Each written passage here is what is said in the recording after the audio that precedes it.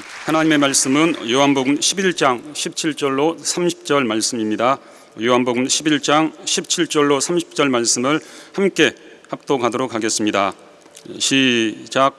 예수께서 와서 보시니 나사로가 무덤에 있은지 이미 나으리라. 베다니는 예루살렘에서 가깝기가 한 오리쯤 되매 많은 유대인이 마르다와 마리아에게 그 오라비의 일로 이문하러 왔더니 마르다는 예수 오신다는 말을 듣고 곧 나가 맞되 마리아는 집에 앉았더라. 마르다가 예수께 여짜오되 주께서 여기 계셨다면 내 오라비가 죽지 아니하였겠나이다. 그러나 나는 이제라도 주께서 무엇이든지 하나님께 구하시는 것을 하나님이 주실 줄을 아나이다. 예수께서 가라사대 내 오라비가 다시 살리라. 마르다가 가로되 마지막 날 부활에는 다시 살 줄을 내가 아나이다. 예수께서 가라사대 나는 부활이요 생명이니 나를 믿는 자는 죽어도 살겠고 무릇 살아서 나를 믿는 자는 영원히 죽지 아니하리니 이것을 내가 믿느냐. 가로되 주여 그러하예다. 주는 그리스도시요 세상에 오시는 하나님의 아들이신 줄 내가 믿나이다. 이 말을 하고 돌아가서 가만히 그 형제 마리아를 불러 말하되 선생님이 오셔서 너를 부르신다 하니 마리아가 이 말을 듣고 급히 일어나 예수께 나아가매 예수는 아직 마을로 들어오지 아니하시고 마르다의 맞던 곳에 그저 계시더라. 아멘. 하나님 아버지, 오늘 귀한 성일에 우리 하나님 주시는 생명의 말씀을 듣길 원합니다. 종에게 말씀을 허락하여 주시고 우리 하나님의 영원하신 뜻을 밝히실 때 감당할 수 있게 하여 주시고 우리 모든 성도들이 이와 같이 하나님의 도우심을 힘입어 하나님의 믿음으로 말씀 받게 하여 주시옵소서. 예수 이름으로 기도드리옵나이다. 아멘. 예수는 부활과 생명이시다. 오늘 하나님의 말씀의 요약을 다 같이 시작. 하나님은 영원히 사시는 이다. 그가 아들을 세상에 보내신 것은 믿는 자들로 구원받아 하나님처럼 살게 하시려고 영생을 주려 하심이다. 그러므로 하나님의 아들로 오신 그는 생명이요 부활이시다. 우리의 믿음은 자신의 신념이 아니라 예수를 누구라 믿느냐 함이니 예수는 부활이요 생명이라고 믿는 것이 정답이다. 물론 마지막 때에 부활이 있을 줄을 다 안다. 그러나 예수의 이름의 건세는 하늘에서도 땅에서도 땅 아래서도 다 통하는 이름이다. 예수 그리스도는 어제나 오늘이나 영원토록 동일하시다. 죽은 육체가 다시 살아남은 현세에서도 능히 있는 예수 그리스도의 선물이다. 예수 그리스도의 신유는 현세의 선물이다. 천국은 침노하는 자가 빼앗는다. 천국을 침노하듯이 그의 능력으로 고침받으려고 힘을 써서 주의 말씀과 능력 안으로 들어가야 한다. 주님은 사람의 영혼과 골수와 무덤까지라도 깊이 찾아 들어가신다. 첫째는 믿어야 한다. 주를 믿어야 한다. 그래야 고침을 받는다. 둘째도 말씀을 믿어야 산다. 주의 말씀은 생명이요 살리는 영이시다. 셋째도 믿고 순종해야 이적이 있다. 예수 그리스도의 이적은 증거이다. 조용한 종교인의 덕망에만 함몰되지 말고 이 안간에서 튀어나오는 송아지처럼 활동하고 믿는 바를 입으로 시인하고 주께 영광을 돌리자. 아멘. 예수 그리스도는 우리의 구속의 주님이실 뿐만 아니라 부활과 생명의 절대 주권자이십니다. 우리 모두는 이제 결국 우리의 가야 할 그 길을 가게 될 것입니다. 거기에는 우리를 인도하시는 주님이 계셔서 우리를 무사히 인도해 주셔야 할 것입니다. 여러분과 나의 공통된 그 목적은 무엇일까요? 그것은 바로 여기서 이 땅에 있는 동안에 예수 그리스도께서 주신 은혜를 충만히 받고 변화하여서 이제 그 주신 은혜를 저버리지 않도록 평생 예수를 위해서 살면서 영적 생명을 잘 유지하는 것, 이것이 첫 번째 일이겠고, 그리고 난 다음에 미련 없이 이 세상을 떠나서 하나님의 나라에서 영원히 삶을 시작하게 될 것입니다. 그렇게 하여 모든 것이 마무리가 되는데, 바로 그 목적을 향해서 가고 있습니다. 결국 부활입니다. 부활을 이루기 위해서 모든 것이 합하여서 결과를 이뤄내야 합니다. 이 중요성에 비하면은 우리가 이 세상에서 맞부딪히는 모든 것들, 모든 주제는 중요성에 있어서 아무것도 아닙니다. 하나도 중요하다고 볼 수 없습니다. 그럼에도 불구하고 이렇게 중요한 우리의 목적을 앞에 두고 있으면서도 목적 의식을 잊어버리는 사람이 많습니다. 우리가 잊지 말아야 될 중요한 점들이 두 가지가 있는데, 바로 우리 부활에 관한 절대 우리의 초점입니다. 두 번째는 생명에 대한 우리의 또 초점입니다. 먼저 부활에 대해서 우리가 가져야 할 자세는 매우 계획적이고 매우 실제적인 준비를 해 가야 한다는 점입니다. 그런데 부활에 대해서 많은 사람들이 입장이 애매합니다.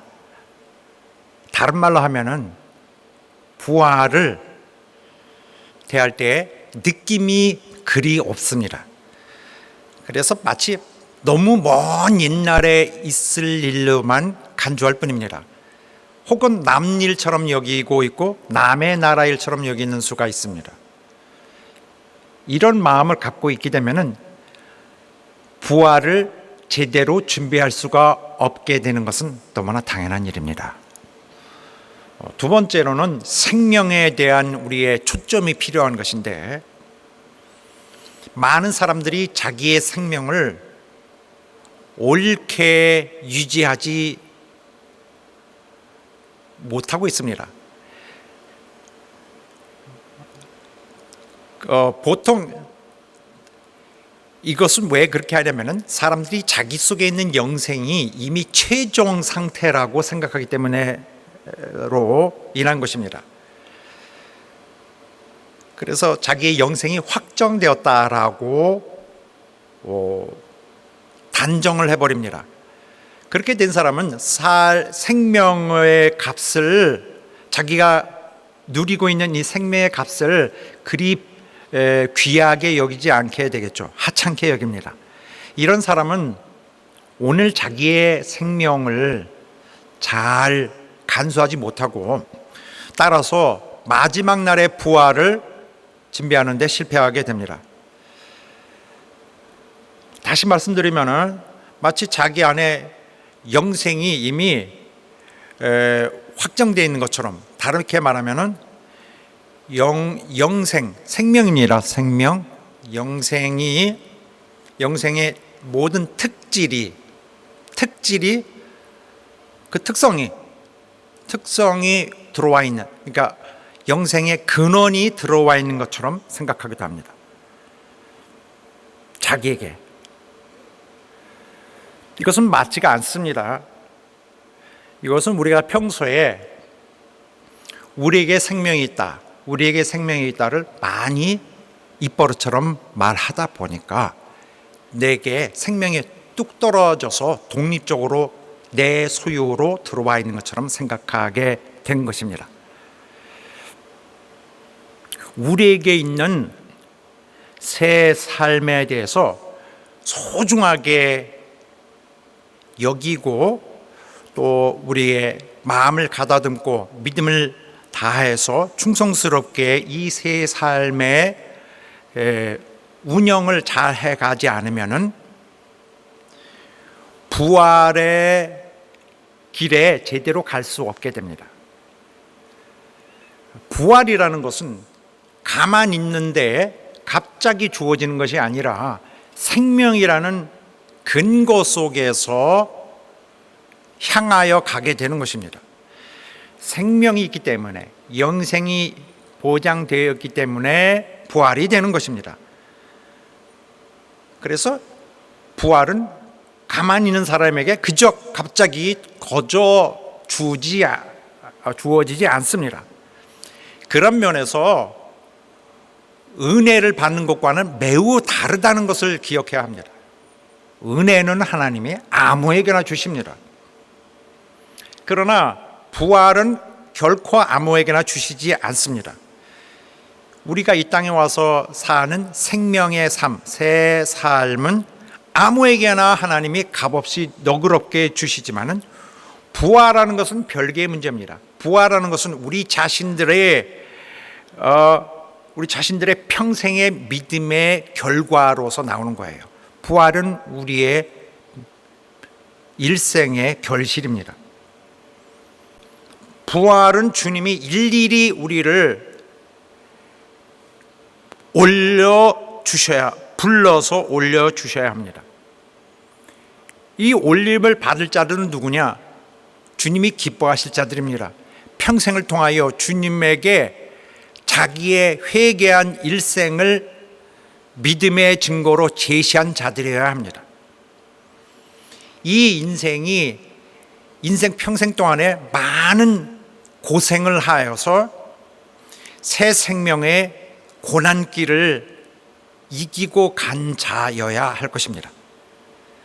그러므로 그러한 상황이라면 한 가지 절대 하지 말아야 할 것은 하나님을 속이는 일입니다.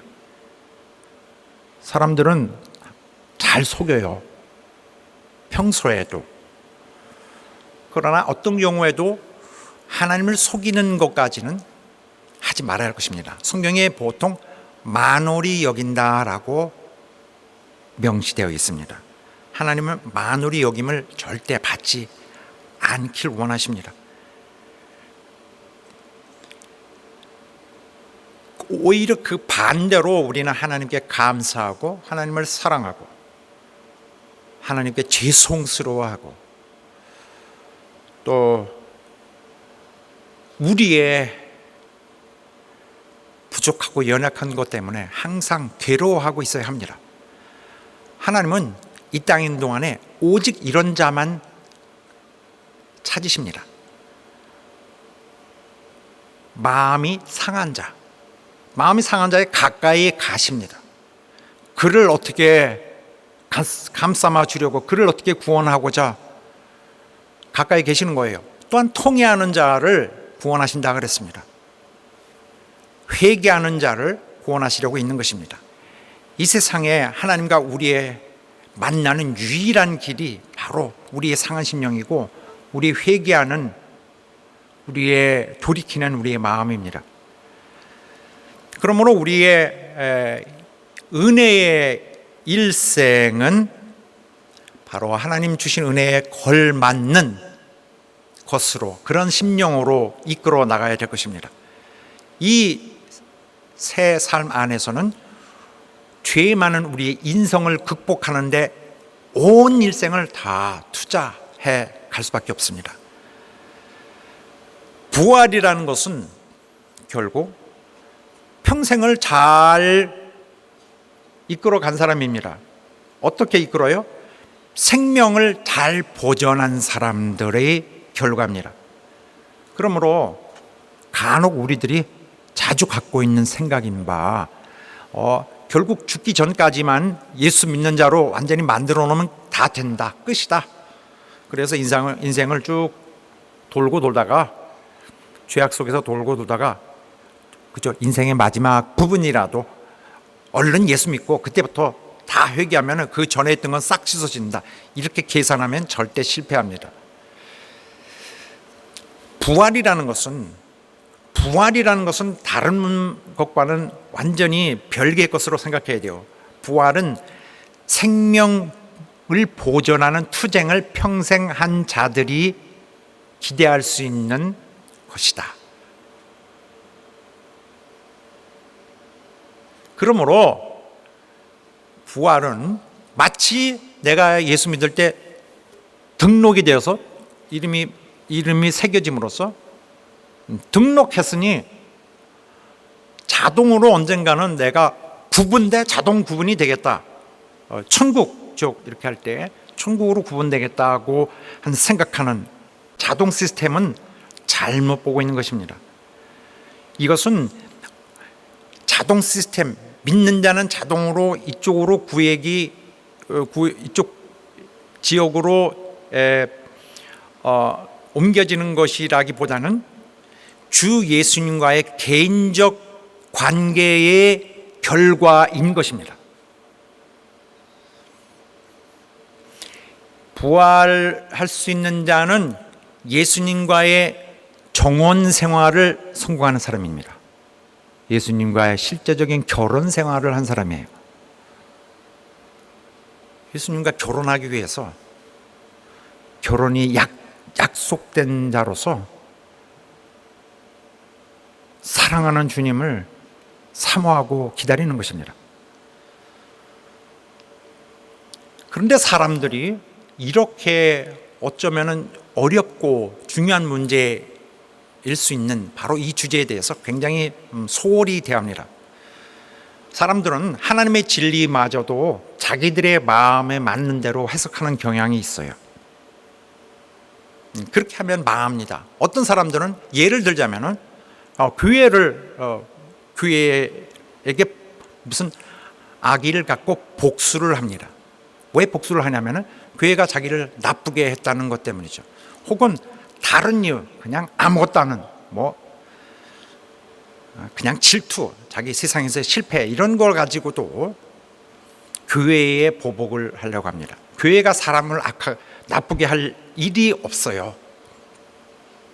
그런데 교회를 보복을 해도 괜찮다고 생각하는 것은 굉장히 정도를 많이 넘어서 온 거예요.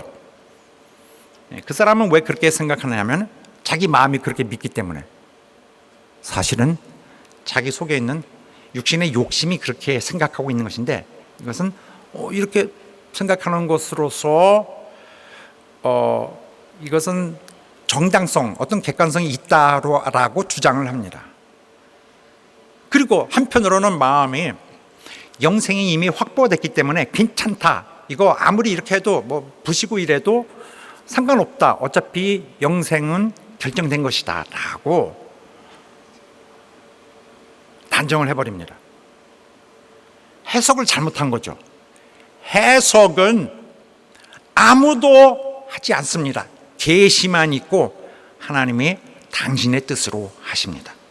그러므로 사람이 어떤 세상의 개념을 대입시켜서 또 살짝 세상의 법 풍속을 쓱 집어넣어서 전혀 성격을 바꾸게 하는 이런 식으로 한다면은 하나님 절대 믿을 수 없습니다. 그러므로 세상 관념 또 세상 법정의 뜻으로 해석하면은 완전히 전혀 다른 것을 말하게 될 수밖에 없습니다.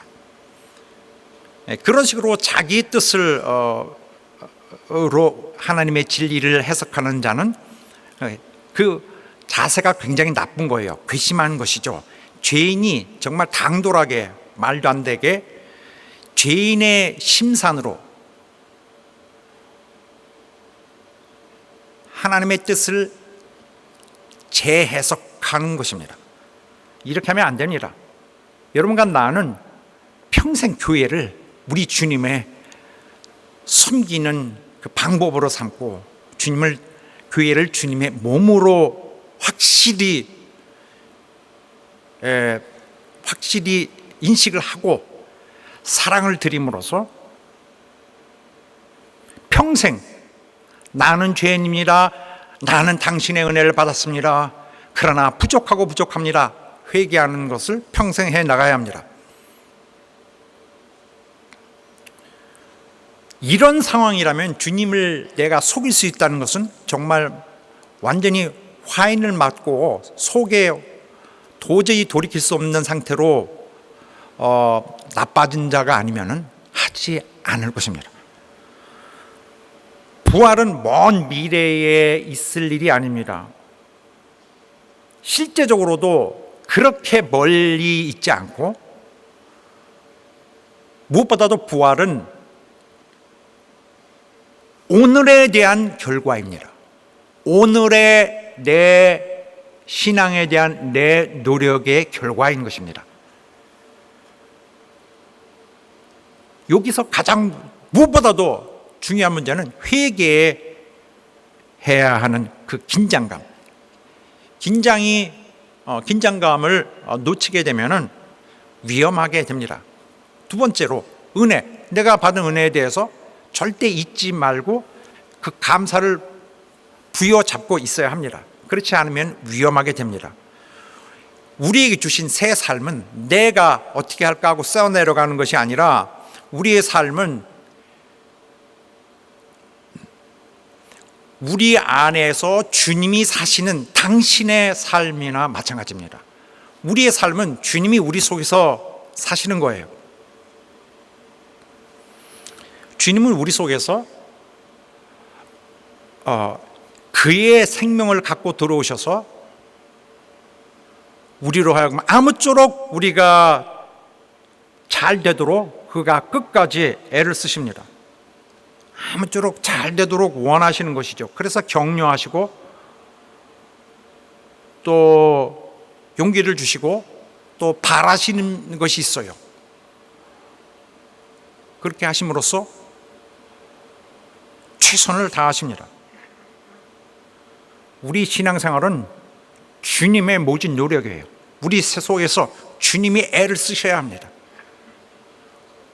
주님이 우리 속에서 고생하시지 않고 애를 쓰시지 않으면, 일을 하시지 않으면 안 되는 것입니다. 우리의 삶은 그러므로 평생 주님을 사랑할 수밖에 없어요. 우리의 삶은 사랑하는 삶입니다. 사랑을 많이 해야 돼요. 사랑은 이쪽으로부터 받고 은혜는 이쪽으로부터 받았는데 나는 평생 사랑할 수밖에 없어요.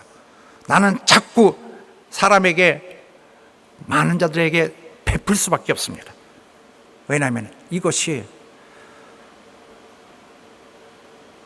사랑을 받았기 때문에, 은혜를 받았기 때문에 교회를 위해 헌신해야 합니다. 사람들은 주님을 잘 기만합니다. 세상에서 사람들과의 관계에서 하던 것을 하는 것입니다. 내 속은 모르기 때문에 내 속을 어찌 알랴 하고 그 보이지 않는 부분을 이용해서 사람을 속이기도 하지만은, 하나님도 그렇게 대하는 것은 어쩔 수 없는 사람의 약점이기도 합니다. 그러나 그렇게 하지 말아야 할 것은, 주님을 속이는 것은, 속이 기만하는 것은, 혹은 만홀히 여기는 것은 생명을 하찮게 여기는 것입니다. 영생을 하찮게 여기는 것. 그래서 설령 사람을 속이더라도 그걸 보시는 하나님은 속여서는 안 되는 것입니다. 우리 속에 계시는 주님으로 하여금 우리를 이쁘게 보시도록 해야 할 것입니다. 우리의 심령 속에서, 우리의 진실한 심령 속에서 그가 평안을 느끼시고, 그가 의욕을 가지시고, 그가 우리를 격려하고 힘을 주실, 능력을 베푸실 그런 어떤 그도 의욕이 생깁니다. 그렇게 함으로써 우리 영혼을 지키시는 것이죠. 그는 우리 속에서 그저 남의 집에 들어온 것처럼 계시지 아니하시고, 그는 우리의 생명으로 들어와 계시는 것입니다. 우리가 누린다, 내 것이다 하고 함부로 잘못 말하고 있는 중에도, 그러나 거기에는 생명의 확실히 실체의 그 증거가 있고 움직임이 있고 거기에 실체가 있어요. 그 실체는 내가 아니었고 주님이었던 것입니다. 내 생명으로서 주님이 와 계시는 것이에요.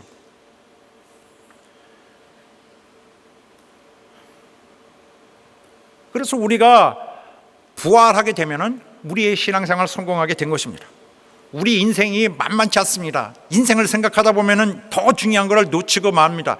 그러나 인생에서 누가 보더라도, 객관적으로 보더라도 인생 다 망쳤고 다 잘난 것이 하나도 없고 다 슬픔뿐이고 다 망한 것 같지만은 그 사람은 부활하게 되면 그 사람은 성공한 것이에요. 이 세상에서 잘 되고 이 세상에서 자랑할 것이 많고 성취한 것이 많고 사람들에게서 존경을 받는다 할지라도 결국 부활하지 못할 자가 있습니다.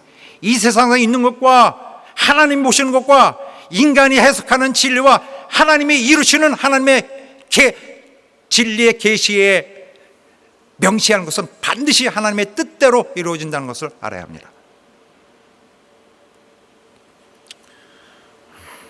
우리 모두 우리 주님을 모시고 있을 때에 주님께, 우리 속에 있을 때 주님께 주님의 국률하심을 불러일으켜야 해요. 우리가 잘난 것으로 주님을 감동시킬 수 없습니다. 그러나 우리가 돌이키는 거, 우리가 죄성스러워하는 거, 거기에는 주님도 함께 울어주시고 거기에는 주님도 마음에 적극적으로 동감을 해주시고 우리를 도우시려고 하는 것입니다. 예수님이 땅에 오셨을 때 많은 눈물을 흘리셨어요. 연약한 자들을 보실 때 많이 슬퍼하시고 마음이 아파하셨습니다. 그것이 우리 주님입니다. 우리 속에서 연약한 나를 주님 앞에 호소하는 자, 나의 몸부림이 주님의 마음을 뚫고 들어갈 자가 있다면 힘이 있고 영향력 있고 훌륭한 자가 아니라 주님께 죄송해야 하는 자일 것입니다. 은혜에 감사하는 자일 것입니다. 사랑하는 성도 여러분, 우리 함께 교회를 겸손하게 사랑함으로써 헌신하여서 주님을, 우리 속에 계신 생명으로 계신 주님을 기쁘게 하여 드리는 우리 성도 여러분 되시길 예수 이름으로 축원합니다. 그리하여 회개의 정신으로 신앙을 재정비하여서 영생의 삶을 함부로 살지 말고 영생의 삶을 성공시켜서 반드시 마지막 날에 있을 그 부활에 성공적으로 이르치는 여러분 되시기를 예수 이름으로 축원합니다. 할렐루야.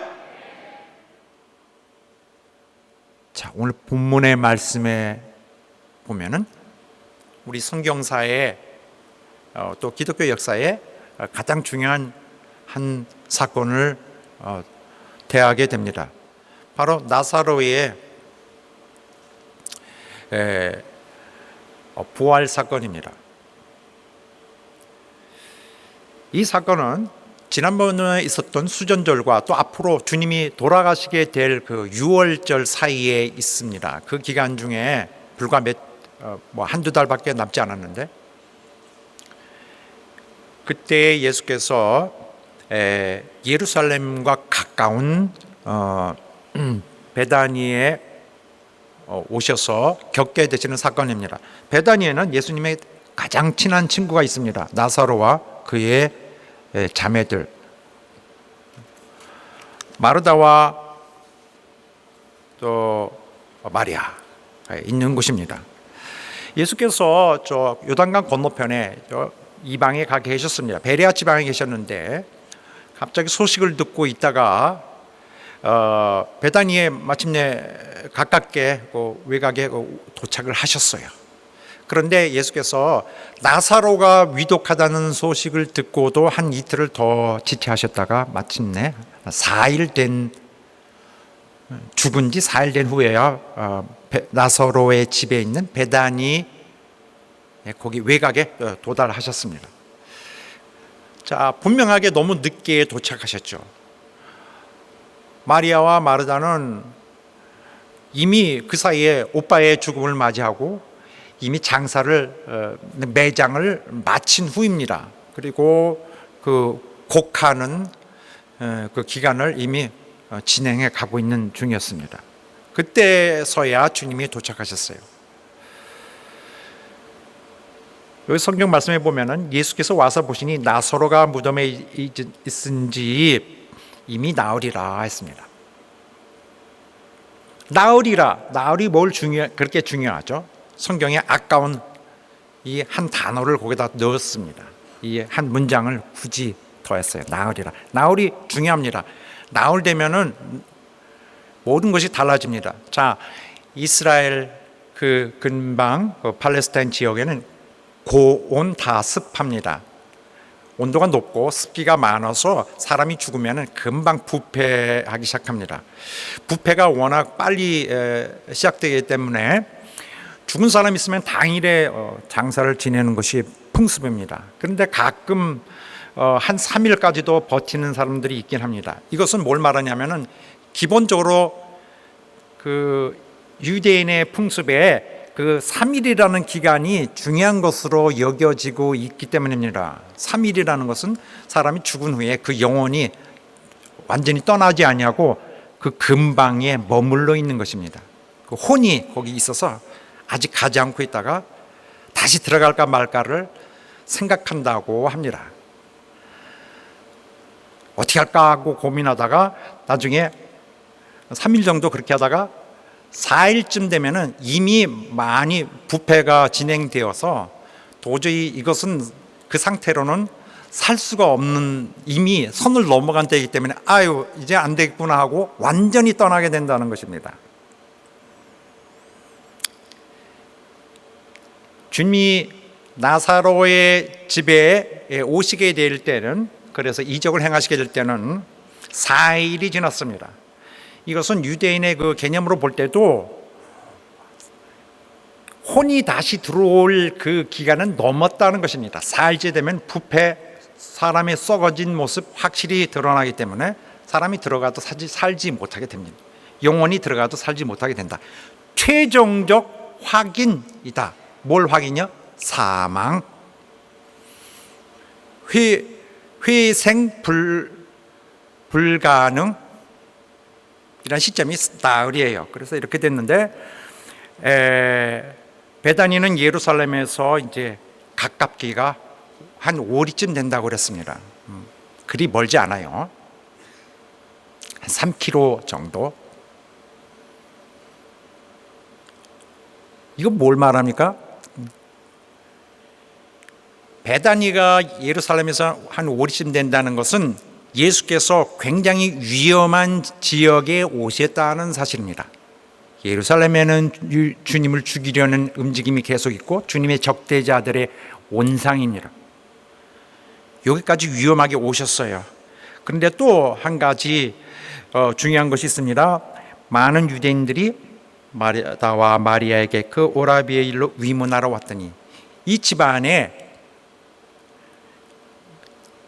상을 맞았는데 예루살렘에서 많은 문상객들이 왔어요. 이것은 나사로의 집안이 꽤 잘 살고 꽤 좀 유명한 집안이라는 것을 말하고 있습니다. 꽤 잘 알려진 집안들. 그래서 이 나라의 수도 예루살렘에서 사람들이 위로하고 왔다는 것은 상당한 이들의 그 가정의 그 영향력을 말해주고 있는 것입니다. 오늘 같이 한번 방문하고 가는 것이 아니라 옛날에는 문상객은 좀 지금과는 많이 다른 면이 있어요. 그들은 울어주려고 온 것입니다. 그래서 방문하면 한참 뭘 하고 가야 돼요. 또 오랫동안. 자, 많은 유대인들이 예루살렘으로부터 왔습니다. 이것은 뭐를 말하냐면 증인이 많은 것입니다. 목격자들이 어디서 많이 하냐면 수도에서, 예루살렘에서 많은 영향력 있고 또 중요한 사람들이 많이 왔다는 사실을 말하는 것입니다. 주님이 곧 돌아가실 때가 주님의 자신의 또 죽음과 부활을 맞이하기 전에 이 나사로의 부활한 사건을 주님께서 성취하셔야 될 것이 필요했습니다.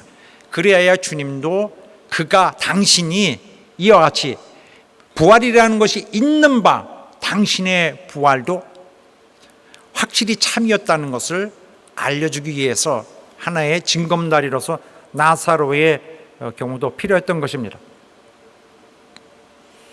그래서 아무리 그의 적이 많더라도 나사로의 부활, 또 주님의 이에 이어지는 주님 자신의 부활, 우리의 첫 부활의 실제적인 열매로서 마지막 날에 일어날 부활에 대한 진실도 확인되는 그러한 것으로서 증인들을 많이 주께서 마련해 놓으시는 것과 마찬가지입니다. 일단 장례 집에 가면은 와서 사람들이 웁니다. 전문적인 사람들을 데려와서 돈 주고 와서 울기도 하는데, 일단은 첫 7일 정도는 굉장히 맹렬하게 울었습니다. 그래서 그 가족은 앉아서 있어요. 사랑하는 사람을 잃은 자는 앉은 것이 제대로 된 자세입니다.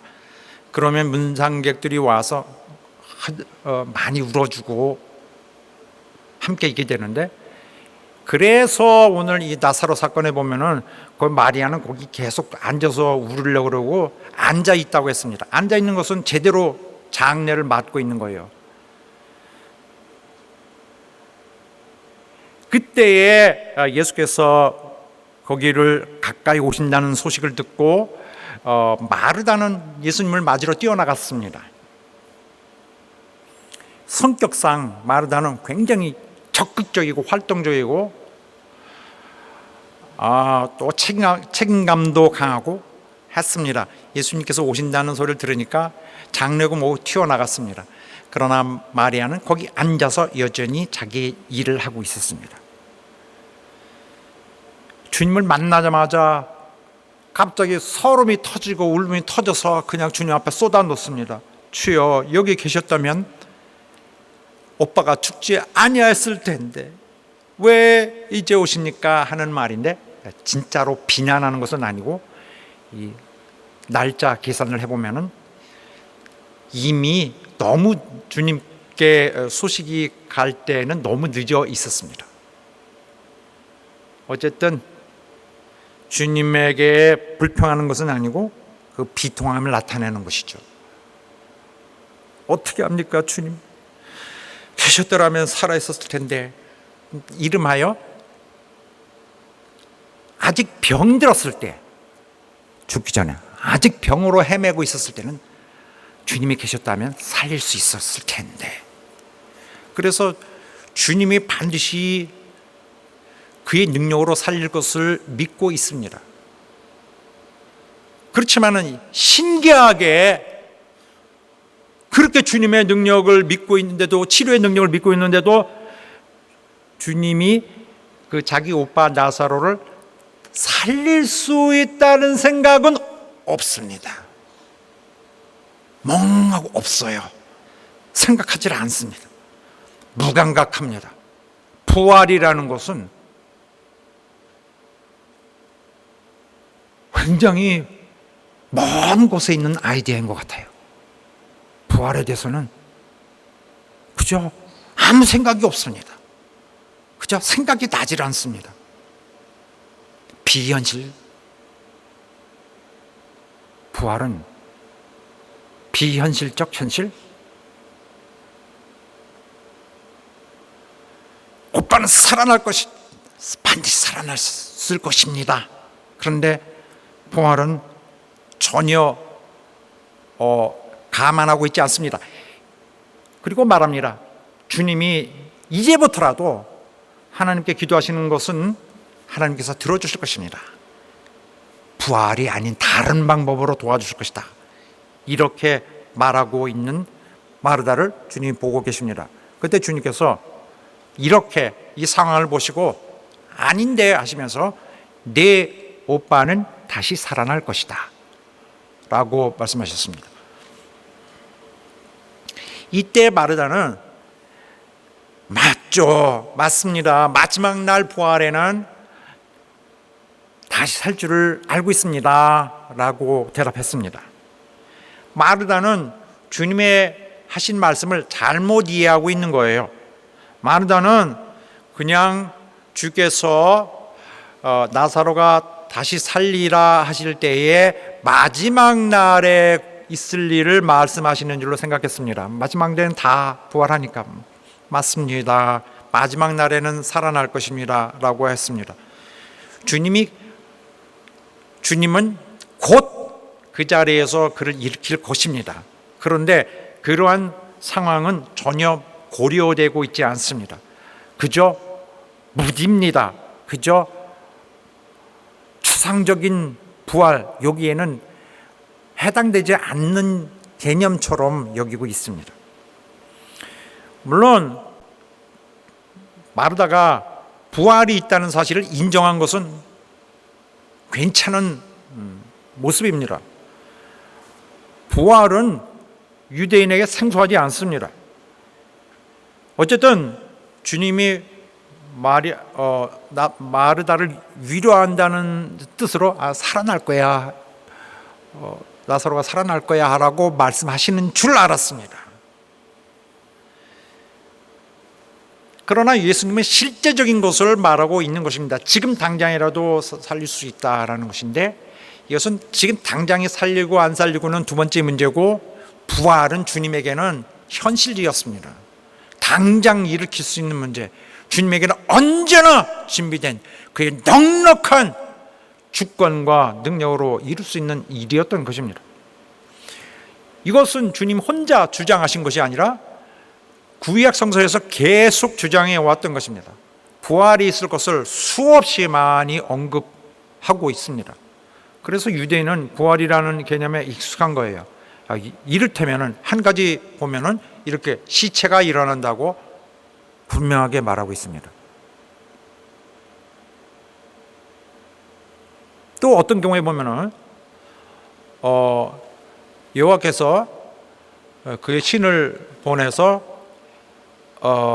에스겔 선지자에게 이르십니다. 저기 가서 그를 뼈가 많은, 사람의 뼈가 많은 곳으로 데려가셔서 이 뼈들에게 네가 내 말을 전해라. 이 뼈들이 살 수 있겠느냐? 그러니까 에스겔이 제가 모르죠. 가서 네가 전해라. 뼈들을 이리 살아나리라. 자, 전해라. 그가 가서 하나님의 말씀을 대언합니다. 뼈들아, 하나님 말씀에 너희가 살아나리라 하시더라. 그 소리를 듣고 뼈가 움직이더니 서로 맞춰지고 거기에 살이 덮여지고 그 다음에는 가죽이 입혀지고 합니다. 그런데 생명은 없어요. 이제 하나님의 말씀을 받들어서 또 선지자가 전합니다. 얘들아, 너에게 생명이 있으리라고 하시더라. 그러니까 생명이 와서 들어옵니다.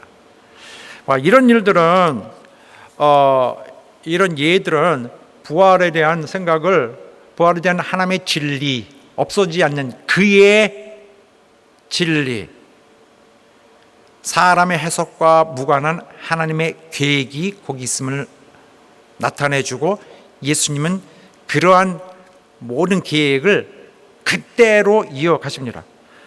부활이 있다는 사실은 바리새인들에게도 확인이 됩니다. 그들은 부활을 믿고 있어요. 사두개인들은 아니겠지만은. 또 예수님도 친히 그런 말씀을 하시면서 마르다, 적어도 마르다 마리아에게는 충분히 이해할 수 있을 정도로 많이 말씀하신 것으로 성경에 나와 있습니다. 그래서 주님은 구약의 말씀과 완전히 일치해 갑니다. 주님은 구약의 말씀을 받드시는 분이에요. 구약의 말씀을 책임지시는 분이에요. 모든 구약의 말씀은 주님의 어깨 위에 있습니다. 그가 그 말씀들 다 행하셔야 돼요. 물론 문제없이 행하실 것입니다. 그 말씀은 우리 주님으로부터 왔기 때문이죠. 다만 새로운 것이 있다면 예수께서 밝히 말씀하신 이 부분인데, 곧 그가 부활이요 생명이시다 라는 사실입니다. 그 주체가 누구냐? 부활이 있는 거 안다, 하나님이신 건 안다, 둥글게 이렇게 하던 사실인데, 그 주체는 누구냐? 예수 그리스도. 라는 것을 분명하게 말씀하시는 것입니다. 주님은 이렇게 나사로의 부활하는 이적을 행하시면서 그가 이루시려고 했던 것들이 있는데, 이 목적들 중에 두 가지를 굳이 말하자면은 이것입니다. 부활은 먼 훗날에 있을 추상 개념, 있을지 아닐지 그냥 감감해서 생각이 오래 가지 않아서 그냥 잊어버리는 일이 아니라 실제적인 일이다. 현실적인 일이다. 때가 맞다면 지금이라도 있을 확실한 실제적인 일이다. 당장이라도 완성될 수 있는 대단히 현실적인 일이다. 현실과 무시할 수 없는, 오늘 현실과 딱 붙어있는, 가까이 있는 문제다 하는 것을 하는 그 새로운 그 깨달음을 불러일으키시기 위해서 하셨고, 두 번째는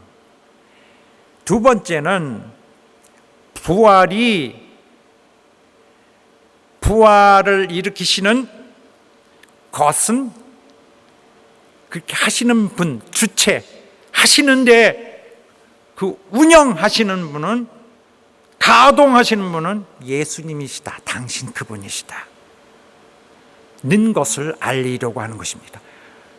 어떤 사람에게 먼 훗날에 있을, 어떤 사람에게는 간절한 소원이었던 그 부활은 바로 거기 서 계신 그분, 나사로를 일으키신 그분이 하시는 것이다 라는 것으로서 완전히 생명의 완전히 주권자, 완전히 주인이시고 소유하시고 작동하시고 모든 걸 완성시키시는, 망한 걸 살리고 거꾸로 들인 걸 세워놓고 망가진 걸 깨끗하게 다시 세우시는 분, 유일하신 그분, 모든 주 중에 주님이시라는 것을 밝히시려고 하는 것입니다. 그래서 말씀하시는데 중요한 부분입니다. 진리입니다. 나를 믿는 자는 죽어도 살겠고,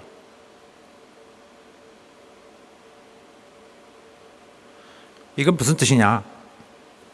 먼저 간단하게, 예수를 믿는 자는 육신이 죽어도 살게 됩니다.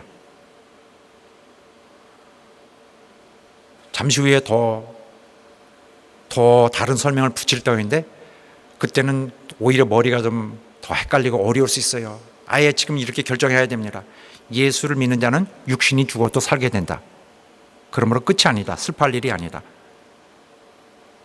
왜냐하면 그가 마지막 날에 그 사람의 육체를 살리실 것이기 때문이다. 또 26절에 보면 무릇 살아서 나를 믿는 자는 영원히 죽지 아니하리라. 살아있으면서, 아직 육체를 갖고 있으면서 주님을 믿는 모든 자들은 이미 영생을 갖고 있기 때문에 그런 이유로 인해서 영적으로 결코 죽지 않게 된다. 이게 물론 전제는 있습니다. 누구든지 한 번은 죽습니다. 육신으로는 물론 한 번 죽게 되겠지만 그렇다 해도 끝은 아니다. 여기서 움직이지 않을 하나의 그 제일 중요한 그 조건이 있습니다. 바로 나를 믿는 자는 무슨 뜻인가? 나를 믿는다는 것은 생명을 가진 상태입니다. 영생을 가진 상태. 예수 믿는 자는 영생을 가집니다. 이건 어렵지 않죠. 예수 믿는 자는 생명이 있는 것입니다. 그런데 그래서 이렇게 말씀이 나옵니다. 아들을 믿는 자는 영생이 있고, 그리고 순종치 아니하면 없다. 똑같은 말이죠. 믿는 거나 순종하는 거나. 그리고 내 말을 듣고 나 보내신 이를 믿는 자는 영생이 있다. 또 다른 말로 표현한 것도 있어요. 내 살을 먹고 내 피를 마시는 자는 영생을 가졌고. 그래서 예수께서 죽어도 살겠고, 이거는 육체로는 죽더라도 살게 될 것이고, 왜냐하면 영생이 있으니까. 영생은 어떻게 해야 돼요? 예수 믿음으로써. 그래서 육체는 죽을지라도 육체는 끝나지 않기 때문에, 영적 생명 끝나지 않기 때문에 살아나게 되리라. 그러므로 나를 믿는 자는 죽어도 살겠고, 결국 이제 부활을 하겠고를 암시하고 있는 것이에요. 나를 믿는 자는 육신이 죽어도, 나를 믿는 자는 육신이 죽더라도 영생을 가졌다는 이유 때문에 육신이 부활할 것이다. 그래서 살아서, 이거를 잘못 해석하면은 점점 궁지로, 점점 나올 수 없는 늪으로 들어가게 됩니다. 살아서, 육신이 살아있는 걸 말하는 거예요. 육신이. 그래서 다른 것으로 생각하면은 해석할 수 없습니다. 자, 그래서 살아있는 자, 신앙을 갖고 육신이 역시 살아있는 자, 이런 자는 그래서 살아서라는 말이 필요가 없게 됩니다. 크게 의미가 없죠. 그래서 살아서라는 말은 사실상 필요하지 않습니다. 그래서 무릇 살아서 나를 믿는 자는, 나를 믿는 자는 으로 이해해도 충분합니다. 그 사람은 어떻다고요? 영원히 죽지 아니하리라, 부활하게 되리라. 결국 주님께서 하고 싶은 말씀은, 살아있는 사람, 믿고 있다면 살아있어도 걱정하지 마라. 죽더라도 안 죽는다. 또 죽은 사람은 그래도 예수 믿었으니까 죽음이 너를 끝장내지 않는다. 살아나리라. 결국 예수를 믿는 모든 자는 결코 죽지 않는다는 것을 말씀하고 계십니다. 그러면은 어떤 사람은 이렇게 생각합니다. 영생이 내 속에 들어왔다. 여기서 말하는 생명은 영생입니다. 생명, eternal life, 영생입니다. 생명이 들어왔다. 영생이 내 속에 들어왔다. 오, 내 생명이 내게 들어왔네. 와, 그러면 내 생명권이 내게 있네. 권리는 내게 있네. 그거 말하는 건가? 사랑 여러분, 여기에서 신자가 갖는 이 생명의 본질은 뭘까요? 여기 생명이 여기 뚝 떨어져서 내가 이제 소유하게 된 것입니까? 아닙니다. 이것은 신자가 생명이신 그리스도와 결합되어 있기 때문에 누리게 되는 생명입니다. 그는 생명을 이렇게 일일이 나누어 주시는 것이 아닌, 그가 신자를 일일이 일으켜 주십니다. 살려 주십니다. 어떻게 살려요? 그의 품에 우리를 품으셔서. 그래서 생명은 사람 속에 주어지지 않습니다. 주님의 생명이시고, 사람의 운명은, 영원한 운명은 주님의 그냥 처분에 맡겨져 있습니다. 그래서 사람이 어떻게 뭐가 들어와서 자기 운명이 결정되지 않습니다. 주님이 어떻게 해 주셔야 돼요. 사람이 주님과의 관계 속에 들어가야 비로소 부활할 수 있습니다. 우리가 주님과의 관계에 있다는 것은 사망에서 생명으로 옮겨진 것이에요. 주님과 우리와의 연합된 관계에 있는 것은 이제 생명으로 옮겨진 것이다. 그러므로 오해하지 말아야 할 것은, 그 생명이 내게 뚝 떨어져서 내게 독립적으로 권한이 특질이 있는 것으로 생각하면 안 되는 것입니다. 다만 우리가 표현하여서 우리에게 생명이 있다, 마치 우리에게 들어온 것처럼 표현, 이해를 돕기 위해서 표현을 그렇게 자주 하고 있는 것뿐입니다. 우리에게 생명은, 우리에게 약속은, 우리에게 영생은 약속을 받은 것이에요. 이 생명을 내가 독립적으로 그 특성을 갖고 있기 때문에 이 생명의 그 원천이 자체가 떨어져 들어와서 내가 할래 그래서 내가 행사하는 것이 아니라, 또 어떻게 하려는 권리가 있는 것이 아니라, 그것은 주님의 소유입니다. 그러므로 이거 아닌데, 내게 권리가 있는데, 내 생명 내가 마음대로 할 수 있는데 라고 어디 호소하거나 법원에 가거나 그렇게 할 수 없습니다. 그래서 우리는 주님과 분리되면 안 되는 것입니다. 우리가 누리고 있는 이 생명, 마치 진짜 영원토록 내 것인 것처럼 갖고 있는 이 생명의 권리는 주님의 절대 권리입니다. 내가 부활하리라고 무심코 서로 우리 성도들이 부활해라, 부활한다, 확실한다 하고 할 땐 이 부활에 있어서 능력은 누가 갖고 있는 것이냐? 그것은 예수 그리스도 주님의 가지신 절대적 주권입니다. 그만이 독점하시는 특권이고 특질이고 그의 권리고 그의 능력입니다. 여기 본문에 여기에 소개해드리는 말씀을 보면은 아들이 자기 원하는 자를 살려요. 그리고 생명은 그가 갖고 있어서 그는 사람을 살릴 뿐입니다. 누구에도 생명을 떼어서 그에게 주어지지 않습니다. 그가 불러내는 것입니다. 그럼 무슨 힘으로 살아나나요? 주님의 힘으로 살아나는 거죠. 또 우리가 그렇게 하여 새 생명을 살게 되는 것은 이제 제2의 인생이라고 띄워주는 것이 아니라 주님 위에 살라고 새 성격의 삶을 주시는 것입니다. 읽어볼까요? 한 사람이, 자, 아까 그 말씀 보셨죠? 한 사람이 모든 사람을 대신하여. 자, 아까 거기 충분히 설명됐을 것 같은데 설명되겠죠? 자, 한 사람이 모든 사람을 대신하여 죽었은즉 이제 우리가 새로 살아났습니다. 새 생명을 삽니다.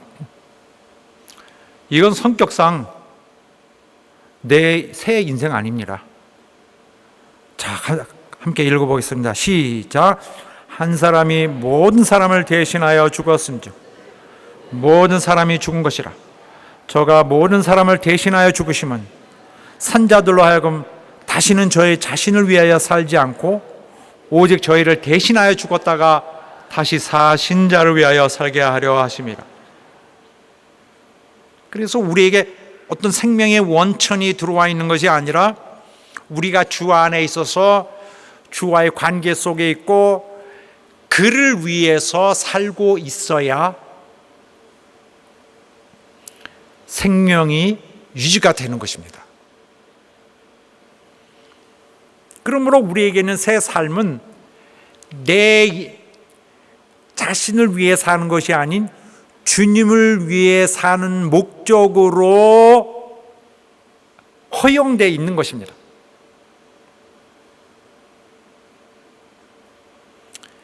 이제 예수께서 이렇게 마르다를 통해서 주님이 부활과 생명의 주체이시다. 그리고 마르다에게 또한 이 계시는 실제적으로 일어날 것이다라는 것을 이제 말씀하신 것인데, 이제 그가 이적을 일으키심으로써 이 모든 것을 확실히 증명하시게 될 것입니다. 이제 여기까지 말씀하시고 주님이 마르다에게 물으십니다. 이것을 내가 믿느냐? 너 이거 이해하느냐?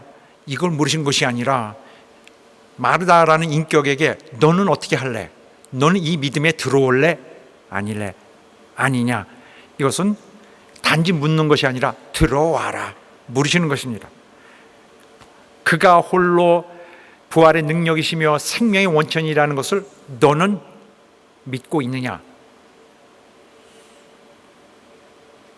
그래서 너는 이해가 되느냐? 이해는 마르다의 이해는 주님께 관심이 없습니다. 너 이거 믿느냐? 이 관계 속에 너 들어오느냐 묻는 것입니다. 자, 다시 한번 반복하는데 여기서 중요한 것은 이 생명은 내가 직접 소유하는 것이 아닌 예수께서 들어와서 계시고 부활의 능력을 그가 내 속에서 갖고 계시는 것입니다. 그래서 부활의 능력이 내 속에 있는 것이 아니고 내가 특질을 갖고 있는 것이 아니라 우리가 예수 안에 들어가서 그가 베푸시는 특권을 비로소 우리가 누리게 되는 것입니다. 자, 그래서 이미 갖고 있던 마르다의 구약 신앙을 통한 그의 부활에 대한 모든 그의 믿음이 먼 얘기가 아니라 현실이다. 그리고 그 주권이 자신에게 있음을 알려주셨습니다. 그래서 나는 부활이요 나는 생명이라고 새로운 이 말씀을 주셨을 때 이 모든 것은 바뀌었고 여러분과 나의 우리의 미래의 모든 일들도 이 한마디에 명확하게 어떤 방향으로 가야 되는지를 자세를 잡게 해줍니다. 그래서 부활은 애매한 또 추상적이고 없을 수도 있는 일이 아니라 이 모든 우리 신앙을 마지막으로 결론을 지어야 될 바로 모든 이가 앞에 서야 될 최후의 목적적인 것입니다. 여기에 주께서 주체하시는데 인도하시는 것은 주님이십니다.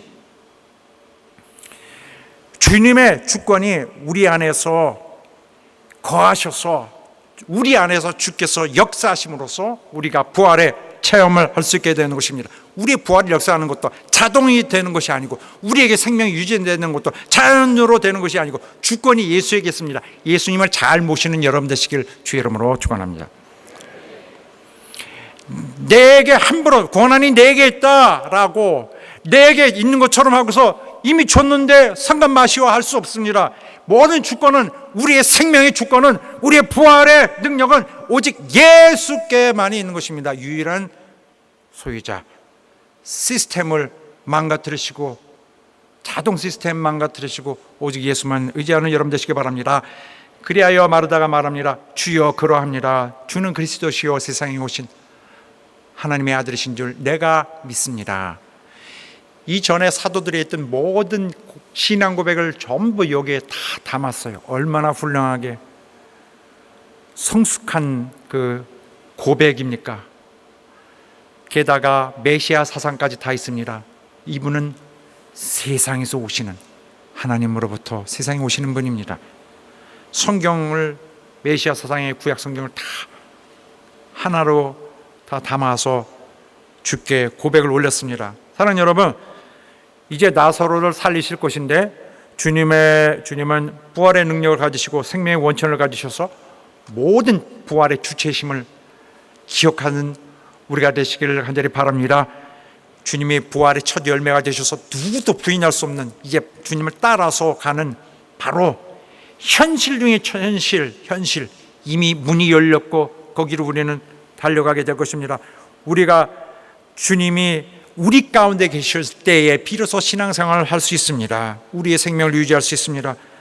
먼 옛날이 아닌 현실적인 곧 이루어질 부활을 준비하는 여러분 되시기를 예수 이름으로 축원합니다. 주님의 우리의 생명의 권리를 부활의 능력을 월권하지 마시고 주님을 잘 모시는 우리 성도 여러분 되시기를 주의 이름으로 축원합니다. 할렐루야! 기도합시다. 하나님 우리를 받아주시옵소서.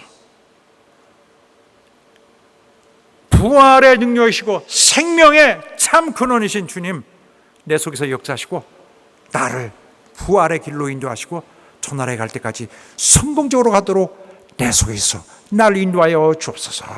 다 같이 하시마요 기도합니다. 하나님 아버지,